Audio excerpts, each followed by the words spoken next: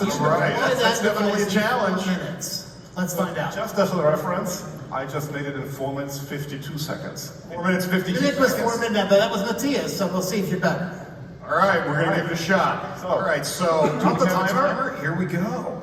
So what you see here is the IGEL OS 12. It's Start the timer. the timer. There we go. Timer start. The IGEL OS. The IGEL OS setup assistant. It's guiding you through the initial setup of the device. It's asking a couple of questions. Sorry, legal is requiring us to review the EULA. And I think it's going to ask a couple of simple questions. So this time we want to know whether you want to get further assistance in terms of time zone.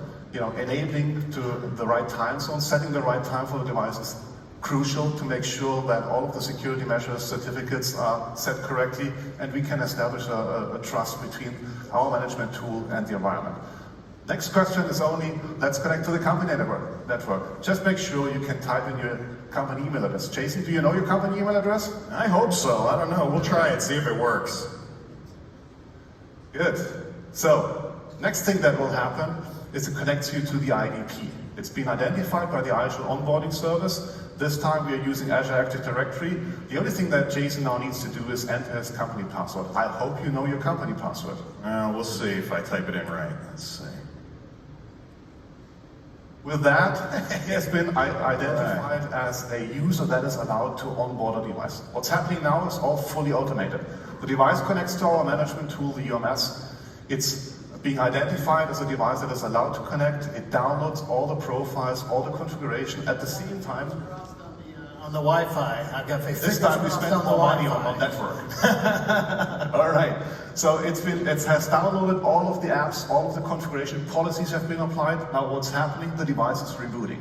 I think that's what's taking most of the time to make sure we can reboot the device. You will see the screen coming back in a minute. And what happens now, the system is revalidating the new configurations and applications that have been applied to the system. We are not downloading any application that's not been signed by IGEL and that's not been officially validated by IGEL as a secure application. So that's happening right now. The device is checking all of the system integrity and booting to the desktop.